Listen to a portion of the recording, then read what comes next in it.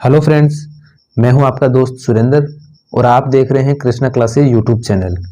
बात करने वाले हैं स्टैटिक जीके के मोस्ट इम्पोर्टेंट क्वेश्चन जो कि आपको कम समय में मैं रिवीजन करवाने वाला हूं। वीडियो पे अंत तक बने रहिएगा। एक्स्ट्रा फैक्ट मैं जहां बताऊं वो आपको याद रखने हैं। स्टार्ट करते हैं। 15वें वित्त आयोग के अध्यक्ष कौन है? तो 15वें वित्त आयोग के जो अध्यक्ष हैं एन.के. सिंह। इनका पूरा नाम आपको ध्यान रखना है। एन.के. का मतलब क्या होता है? पूरा नाम देता है आजकल एग्जाम वाला, बहुत ज्यादा होशियार हो गया है। एन.के. सिंह, नंद किशोर सिंह इनका नाम है। 15वें वित्त आयोग के अध्यक्ष हैं। पहला अगर आपसे पूछ ले तो कौन था? के.सी. नियोगी। कौन था पहला? के.सी. नियोगी था पहला। ठीक है, के.सी. नियोगी पहला वित्त आयोग के अध्यक्ष थे, के.सी. नियोगी। और 15वें वित्त आयोग के अध्यक्ष हैं नंद किशोर सिंह। राष्ट्रीय मानवाधिकार आयोग जो national human right commission, national human right commission राष्ट्रीय मानवाधिकार आयोग 1993 के अधिनियम से जो है इसकी स्थापना होती है। वर्तमान में है अरुण कुमार मिश्रा। राष्ट्रीय महिला आयोग 1990 के अधिनियम से स्थापना 1992 में होती है और वर्तमान में रेखा शर्मा जो है इसकी अध्यक्ष है। राष्ट्रीय महिला आयोग ध्यान रखना है 1990 के अधिनियम से 1992 में स्थापना। और जयंती पटनायक थी पहली। ठीक है, पहली कौन थी? जयंती पटनायक। और वर्तमान में है रेखा शर्मा, राष्ट्रीय महिला आयोग। नीति आयोग की स्थापना कब हुई थी? नीति आयोग की स्थापना 1 जनवरी 2015 को हुई थी। अध्यक्ष इसके प्रधानमंत्री होते हैं और उपाध्यक्ष इसके हैं सुमन बेरी। और सीईओ अभी आपको लेटेस्ट ध्यान रखना है पीवीआर सुब्रमण्यम।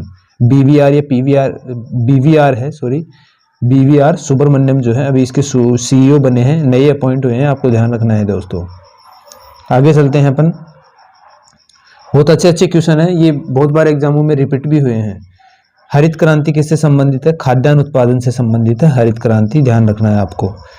विश्व में जनक कौन है हरित क्रांति के? तो नॉर्मन बोरलॉग हैं विश्व में जनक, और भारत में जनक हैं एम.एस. स्वामीनाथन। अलग अलग क्वेश्चन है, ध्यान रखिएगा। विश्व में जो अगर आपसे पूछे तो नॉर्मन बोरलॉग, और जनक भारत में पूछे खाद्य हरित क्रांति का तो एम.एस. स्वामीनाथन। गोल क्रांति आपसे पूछे तो कौन है? आलू से संबंधित है। कौन सी? गोल क्रांति आलू से संबंधित है। गोल क्रांति आलू से संबंधित है। ठीक है, आगे चलते हैं। रबी की फसल की बात करें कि रबी की फसल कौन कौन सी है? गेहूं है, मटर है, चना है, सरसों है, आलू है, ये रबी की फसल है। ठीक है, मांस की सबसे बड़ी मंडी शिकागो के अंदर लगती है। मांस की सबसे बड़ी मंडी शिकागो। मिशिगन झील जो है, शिकागो शहर मिशिगन झील के किनारे बसा हुआ है, ये भी आपको ध्यान रखना है। संयुक्त राष्ट्र संघ यूएनओ का जो है स्थापना कब हुई थी? हेडक्वार्टर कहाँ पे है? ये आपको ध्यान रखना है। 24 अक्टूबर 1945 न्यूयॉर्क यूएसए के अंदर यूएनओ का मुख्यालय है और यूएनओ की स्थापना 24 अक्टूबर 1945 को होती है। ये 95 है, ध्यान रखिएगा। ये 1900 आप 45 कर लीजिएगा दोस्तों। ठीक है, ये 24 अक्टूबर 1945 को स्थापना होती है यूएनओ की, और इसका हेडक्वार्टर न्यूयॉर्क अमेरिका में है। न्यूयॉर्क जो है वो हडसन नदी के किनारे है। न्यूयॉर्क कहाँ है? हडसन नदी के किनारे न्यूयॉर्क शहर स्थित है, आपको ध्यान रखना है। लेकिन अमेरिका की राजधानी अगर आपसे पूछे तो वॉशिंगटन डीसी है। न्यूयॉर्क एक शहर है अमेरिका का जो कि प्रसिद्ध शहर है, और यूएनओ का हेडक्वार्टर तो न्यूयॉर्क के अंदर है जो कि हडसन नदी के किनारे है। लेकिन जो अमेरिका की राजधानी है वो वॉशिंगटन डीसी है। और डीसी का मतलब डिस्ट्रिक्ट ऑफ कोलंबिया। डीसी का मतलब एक बार एग्जाम में पूछा गया था कि अमेरिका की जो राजधानी वॉशिंगटन डीसी, डीसी का मतलब क्या है? तो डिस्ट्रिक्ट ऑफ कोलंबिया इसका फुल फॉर्म है। ठीक है, नेक्स्ट चलते हैं अपन आगे। गदर पार्टी की स्थापना कब हुई थी? गदर पार्टी की स्थापना जो हुई थी वो हुई थी अपने 1913 को। लाला हरदयाल और सोहन सिंह भाखना ने की थी सैन फ्रांसिस्को यूएसए में। ये प्रश्न पूछा जाता है कि गदर पार्टी की स्थापना कहां पर हुई थी? तो ध्यान रखना है सैन फ्रांसिस्को यूएसए के अंदर गदर पार्टी की स्थापना हुई थी 1913 में। लाला हरदयाल और सोहन सिंह भाखना, ये दोनों नाम आपको ध्यान रखने हैं। हरदयाल भी आ सकता है, सोहन सिंह भी आ सकता है।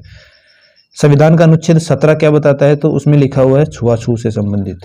छुआछूत से संबंधित है अनुच्छेद 17। अनुच्छेद 18 में उपाधियों का निषेध बताया गया है।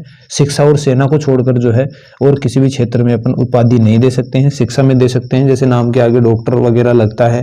ठीक है, सेना में लगता है लेफ्टिनेंट जनरल वनरल, ये लगते हैं। ठीक है, तो उपाधियों का जो निषेध है वो अनुच्छेद 18 में है, और अनुच्छेद 17 में है छुआछूत, अस्पृश्यता का अंत। आगे चलते हैं, नेक्स्ट और हैं, काफी सारे प्रश्न हैं। सुप्रीम कोर्ट के मुख्य न्यायाधीश 50वें नंबर के कौन है? हाल ही में बने हैं ये D.Y.. Chandrachud. D.Y.. Chandrachud supreme court के 50वें मुख्य न्यायाधीश हैं। पहले कौन थे? हीरालाल जेकानिया। कौन थे? हीरालाल जेकानिया पहले सुप्रीम कोर्ट के मुख्य न्यायाधीश थे, हीरालाल जेकानिया। सुप्रीम कोर्ट का उल्लेख कौन से अनुच्छेद में है? तो अनुच्छेद नंबर 124 सुप्रीम कोर्ट का जो है अनुच्छेद है 124। राष्ट्रपति जो है सुप्रीम कोर्ट से परामर्श लेता है कौन से अनुच्छेद में? राष्ट्रपति सुप्रीम कोर्ट से अनुच्छेद 143 के अंदर परामर्श लेता है। किसमें लेता है? 143 के अंदर।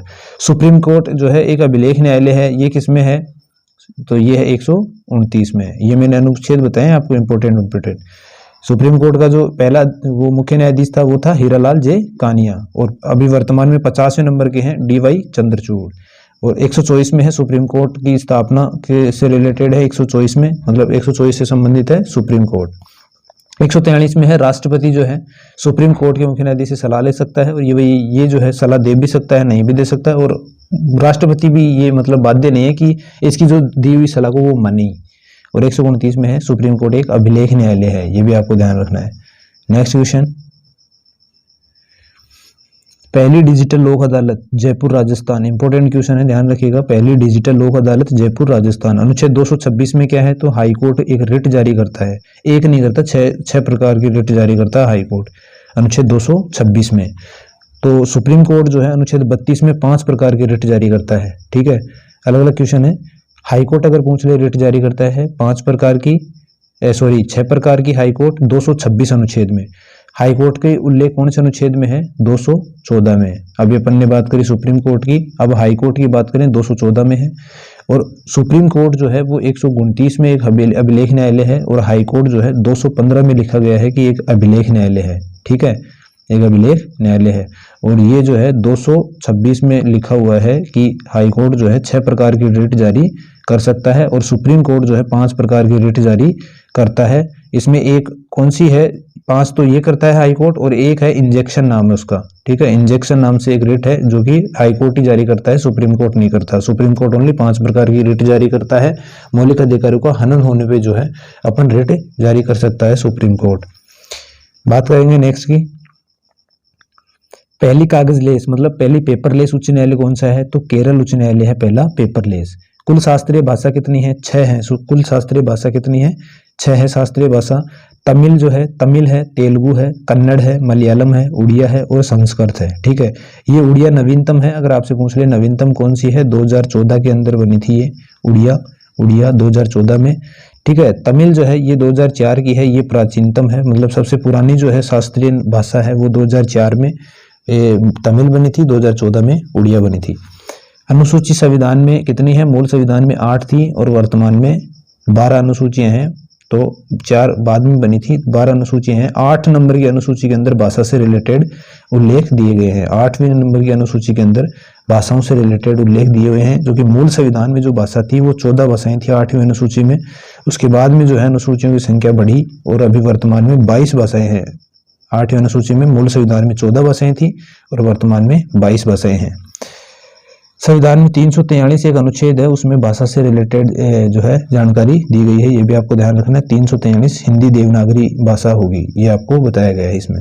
नेक्स्ट देखते हैं अपन, देहिंग पटके राष्ट्रीय उद्यान कहाँ है? तो असम में है देहिंग पटके राष्ट्रीय उद्यान। 53वां टाइगर रिजर्व कौन सा है? तो रानीपुर टाइगर रिजर्व है, उत्तर प्रदेश के अंदर है। 53वां टाइगर रिजर्व है उत्तर प्रदेश, रानीपुर टाइगर रिजर्व है।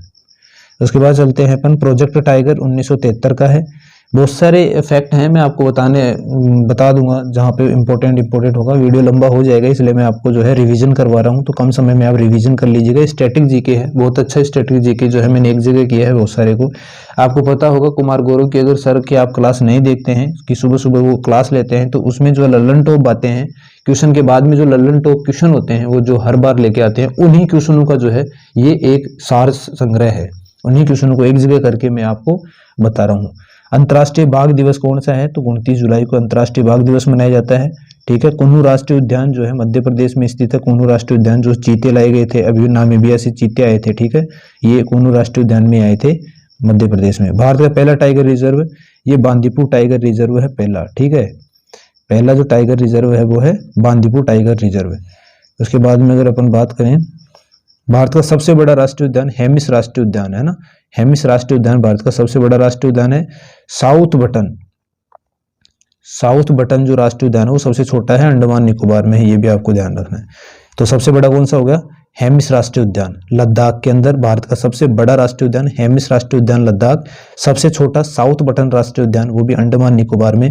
और अगर फर्स्ट पूछ ले आपसे, ये टाइगर रिजर्व आप ध्यान रखना। और फर्स्ट जो है राष्ट्रीय उद्यान कौन सा है, तो वो है अपना उत्तराखंड में है। कौन सा है आप बताइएगा। रामगंगा जो है राष्ट्रीय उद्यान, उसका नाम हो गया है रामगंगा राष्ट्रीय उद्यान। जिम कॉर्बेट राष्ट्रीय उद्यान, ठीक है, ये है रामगंगा राष्ट्रीय उद्यान या जिम कॉर्बेट राष्ट्रीय उद्यान, ठीक है। नेक्स्ट देखते हैं, उत्कल दिवस मनाया जाता है 1 अप्रैल को, उड़ीसा से संबंधित है उत्कल दिवस, ठीक है। भारत की खारे पानी की सबसे बड़ी झील कौन सी है, ठीक है, भारत की सबसे बड़ी खारे पानी की झील कौन सी है, चिल्का झील है, जो कि उड़ीसा में स्थित है। हीराकुंड बांध कहाँ पे है, तो संबलपुर जिला उड़ीसा के अंदर महानदी के किनारे जो है, सॉरी महानदी बहती है हीराकुंड। हीराकुंड कहाँ पे है, हीराकुंड बांध है एक महानदी के ऊपर है, उड़ीसा के अंदर जो है ये स्थित है, ठीक है।